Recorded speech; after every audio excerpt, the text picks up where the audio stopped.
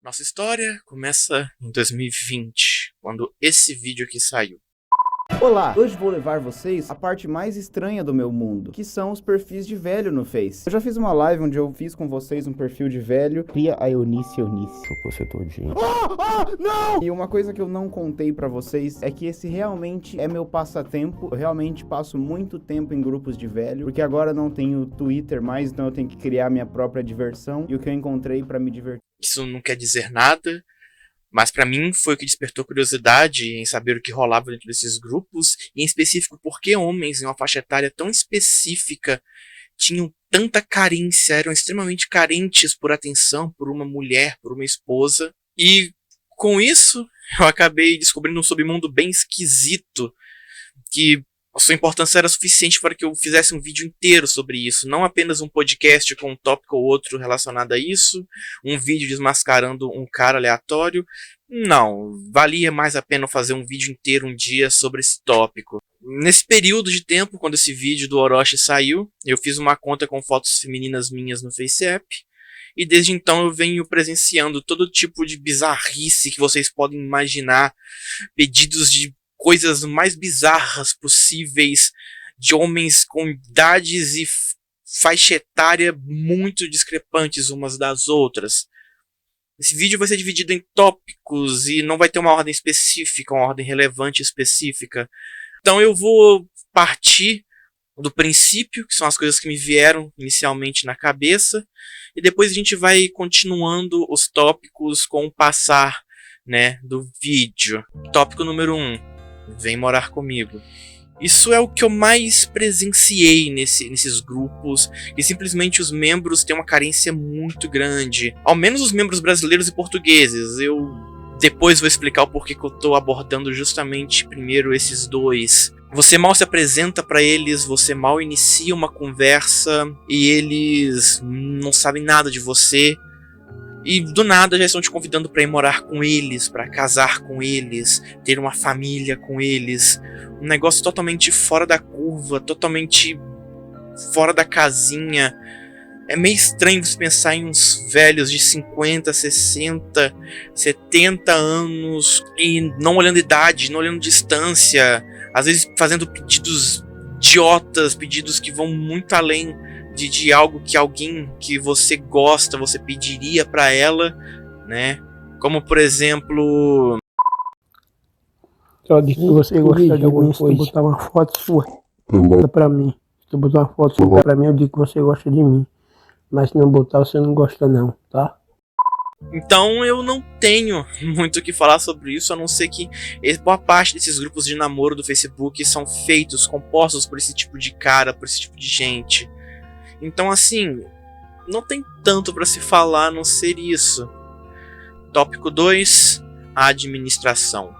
Por ser boa parte dos grupos focados em pessoas mais velhas, que estão lá unicamente para conseguir um relacionamento, a administração desses grupos é muito mal organizada e jogada às traças.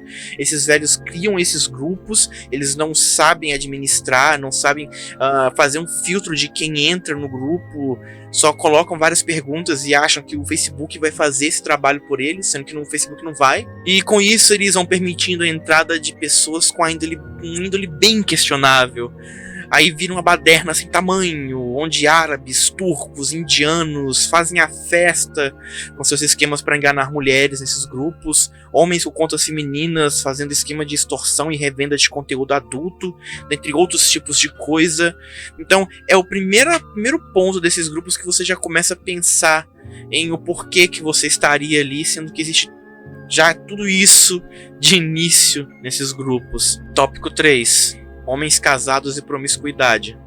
Como o que acontece não só nesses grupos, mas que acontece também em outras redes sociais, muitos homens entram nesses grupos mesmo sendo casados, à procura de mulheres mais novas para tentar levar uma vantagenzinha, tentar arranjar encontros, propostas indecentes de relação em troca de valor X em dinheiro por relações sexuais, ou até mesmo ficar se convidando para ir na casa dessas mulheres, sendo que boa parte delas que eles conversam moram em outros estados.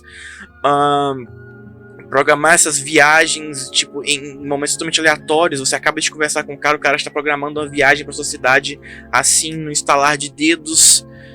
E em alguns casos, até mesmo as esposas desses caras sabem que eles têm essa conduta nesses grupos de namoro do Facebook, entram em contato com as meninas, e com isso acaba que essas meninas têm conhecimento que esses caras são casados, querendo ou não, e se encerra por aí. A mulher não se separa do cara, e a menina continua seguindo a vida dela. Eu já parei para pensar, inclusive, que talvez eu já tenha conversado com o pai de alguém que possa estar vendo esse vídeo, tio de algum amigo meu, até mesmo já tive comprovação que eu estava conversando com um irmão de um amigo meu.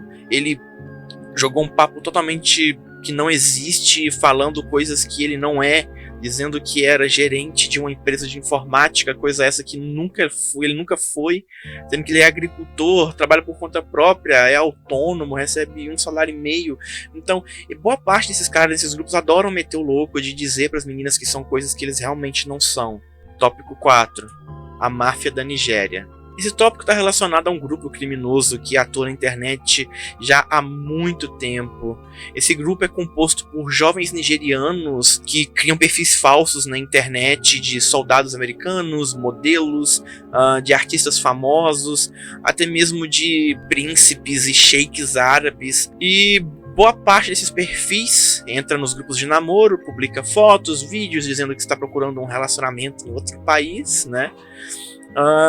E conseguem ali fazer suas vítimas. Boa parte dessas vítimas são mulheres que têm mais de 40 anos de idade, na faixa etária de 40 a 70 anos de idade. O esquema se inicia quando um relacionamento virtual fajuto, onde os golpistas utilizam meia dúzia de palavras e promessas de segurança financeira para as mulheres, e com isso, após algumas semanas, eles começam a articular o golpe final. O golpista, no caso, diz que enviou uma mala com documentos, roupas e uma quantia de dinheiro por envio postal militar, e com isso o mesmo diz que a mala está presa no aeroporto de Guarulhos. E para ter como recuperar essa mala, a vítima precisa pagar uma quantia X em dinheiro. O golpista então envia um e-mail de uma companhia de transporte fraudulenta. A vítima paga esse valor, o golpista recebe o dinheiro, que boa parte inicialmente cai em contas de laranjas no Brasil, depois é transferido para a Nigéria, para esses meninos que moram lá, e em seguida eles partem para a próxima vítima. Quando eles veem que eles conseguem extorquir essa mulher mais vezes, eles acabam extorquindo. Esse esquema começou inicialmente por e-mail. Você acaba recebendo um e-mail ou outro que vai para sua caixa de spam, e quando você vê, é um soldado americano, é um artista com um papo, com um português bem quebrado, um dialeto muito estranho, que você vê que é um português de tradutor. Esse esquema acaba sendo bem mais manjado atualmente, mas mesmo assim tem muitas pessoas que ainda caem. E esse esquema acabou migrando para o Facebook e para o Instagram depois da Copa de 2014, quando na Nigéria acabou se descobrindo que o Brasil existia, literalmente. Meninas do Pix. Esse tópico aqui ele é bem breve. É basicamente meninas na faixa etária de 19 e 30 anos que entram nesses grupos, publicam fotos bem chamativas para chamar a atenção desses velhos, desses caras nesses grupos. E no privado eles acabam conversando durante um tempo, até que, sei lá, no período de 1 dia ou 2 dias, dependendo do quão idiota que essas meninas veem que os velhos são, elas começam a pedir valores em dinheiro no Pix, iFood e outras coisas do tipo. Boa parte dessas mulheres são mães solteiras que adoram utilizar os filhos como chave de ganho com esses velhos, e também a ingenuidade desses caras colabora muito para que isso aconteça. E elas só conseguem fazer isso porque tem cara que vai lá e dá dinheiro mesmo, e dane-se, elas não ganham de um, partem para outro e vão indo assim até, sei lá, até não ter mais aonde tirar dinheiro e procurar uma outra forma de arrancar dinheiro desses caras. Perfis falsos de mulheres chinesas. De umas semanas pra cá vem surgindo esses grupos de namoro, uma leva de perfis falsos de modelos e influencers chinesas, né, que estão buscando relacionamento sério com brasileiros, dizendo que vão estar em visita no Brasil e em um momento específico, e que querem que os caras apresentem o Brasil para elas. Em um desses perfis eu acabei entrando, infelizmente eu não tenho print, porque eu acabei entrando de forma avulsa, nem estava pensando em fazer esse vídeo. Eu encontrei publicações antigas de 1 ou 2 anos atrás em espanhol relacionado ao governo da Venezuela, o que me fez pensar se isso não seria um esquema feito pelos próprios venezuelanos que moram lá, né, para poder conseguir dinheiro, conseguir algo assim do tipo, até mesmo visto, sabe? Coisa que lá pra frente vocês vão entender que isso já ocorre, mas de outra forma, com uma outra nacionalidade diferente, com pessoas de outra nacionalidade. Assédio virtual com fotos íntimas. Tem uma coisa nesses grupos que acaba se repetindo sempre, que são caras que invadem o privado de outras mulheres e começam a spamar fotos e vídeos nas partes íntimas deles, e você vê que isso é muito recorrente, de forma que nesses grupos tem muita publicação, é coisa de você for lá e pesquisar.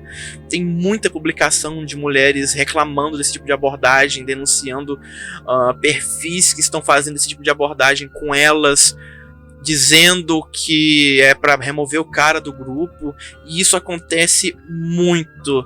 E boa parte desses caras não tem nem a inteligência de se esconder por trás de um perfil sem foto, um perfil fake.